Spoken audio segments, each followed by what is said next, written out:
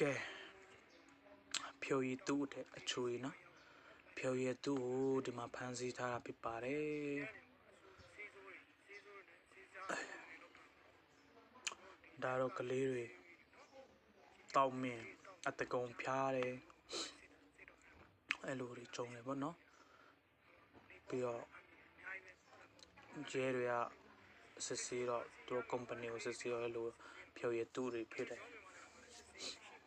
တော်ကြောက်စရာကောင်းတယ်နော်လောဘတွေ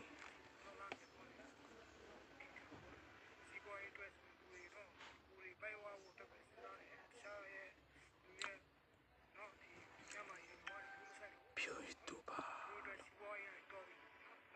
နောက်လာတဲ့ကောင်ကြီးမှချင်းစေးတယ်နော်ဒီဟာဒီကောင်တောက်မိနော်ကိုယ်ကလေးတွေတောက်မိဘူးဖြစ်မှာအဲဒါကြောင့်ဒီအတွင်းထဲကနေ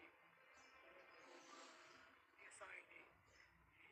ကျစီယူရတဲ့ကလေးတွေဆိုင်ကဲဒီကျစီတာဒီကကေမီကယ်တွေဒါဆိုတော့ဒီချစ်တာတို့ဒီ exit တွေရတယ်တော့ဒီကြောင့်ကလေးကိုလည်းလောလောဆယ်ကလေးတွေဆိုရင်အရင်ဖျားတယ်တောင်းပြီးခင်းလိုက်လို့ရှိရကြည့်လိုက်ဟိုရင်ကျူးစေးရရှိပါအယောင်ကြလည်းနည်းနည်းကြောက်စရာကောင်းတယ်နော်သူ့ရောင်ကလည်းပုံမှန်မဟုတ်ဘူး